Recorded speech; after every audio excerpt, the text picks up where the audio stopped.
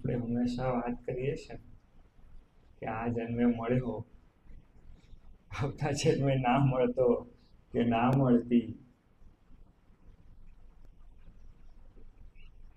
આવું આપણે કેટલી બધી જગ્યાએ બોલ્યા હોઈશું, અને નહીં બોલ્યા હોય તો મનમાં બોલતા હોઈશું. તમે તમારા હૃદય પર હાથ રાખીને વિચાર કરજો.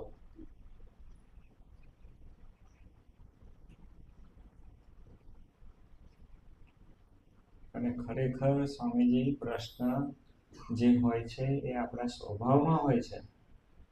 આપણને એવું જ લાગે કે આપણે બધું સમજી શકીએ છીએ. આપણે બધું સમજી શકીએ છીએ, પણ આપણને આપણી ભૂલ જ નથી દેખાતી. અને આપણને એવું લાગે છે કે મારા જેવો સારો તો કોઈ નથી, બોલો.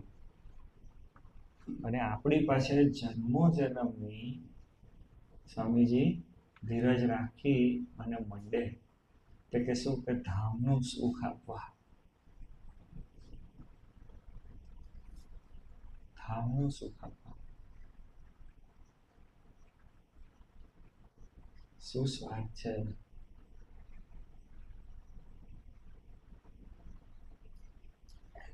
એટલું બધું થતું હોય પછી પણ આપણને કોઈક જગ્યાએ એમની અંદર આપણને સ્વાર્થ દેખાય, વૃત્તિ દેખાય.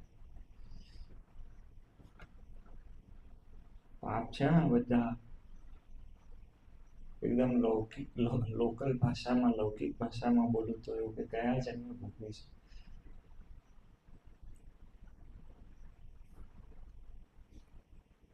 ભગવાન રામચંદ્ર અને શ્રી કૃષ્ણ પરમાત્માને આપણે ખોટા કહીએ, અને ત્યાંથી લઈને સ્વામીજી સુધીના પુરુષને આપણે આપણી બુદ્ધિથી મૂલવીએ.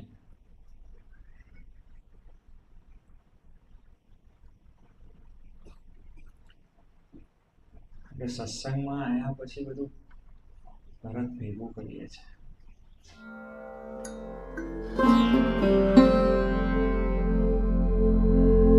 Thank you.